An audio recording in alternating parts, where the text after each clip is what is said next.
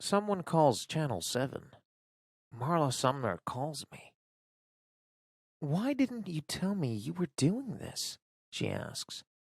"This is an amazing story." I agree to her doing a story, but I have one condition.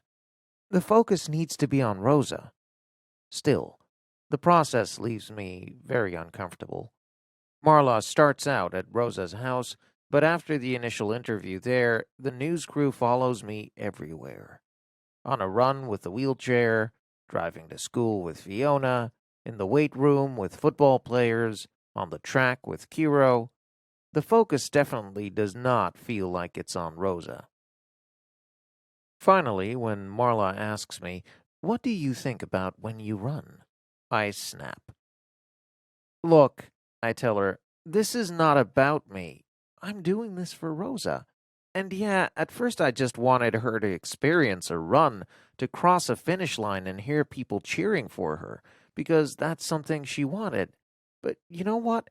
Her biggest wish isn't to cross a finish line or have people cheer for her. It's to have people see her instead of her condition. That's all anybody with a disability wants. Don't sum up the person based on what you see or what you don't understand. Get to know them." She packs up quickly after that, and I feel a little bad for having snapped because I know she means well, but the truth is I'm glad she's gone.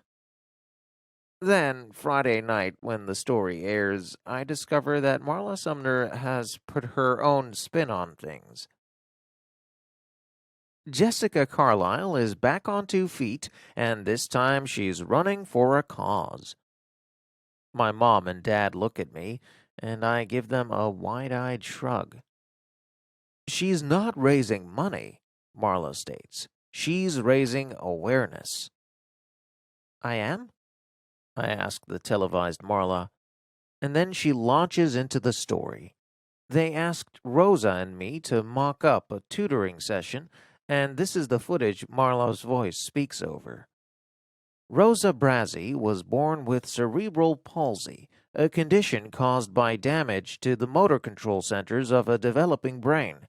Similar to a stroke, cerebral palsy can occur during pregnancy, childbirth, or up to the age of about 3, and although there is a broad range in how CP can affect a person, in Rosa's case, her motor functions have been hindered, but her brain is as sharp as they come.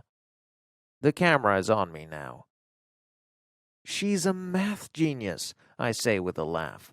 "I would never have made it through algebra without her help."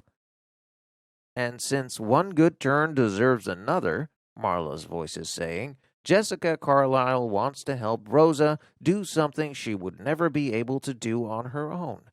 Go for a run." "When Jessica runs me," Rosa says, "I feel like I'm flying." Now there's footage of Rosa in the running wheelchair as I push her down the block. "The goal," Marla's voice says, "is to cross the River Run finish line this November." The shot swings around to behind us running, zeroing in on my leg. But for a young woman with a handicap of her own, pushing 100 pounds along 10 miles is not something that can be done on a whim.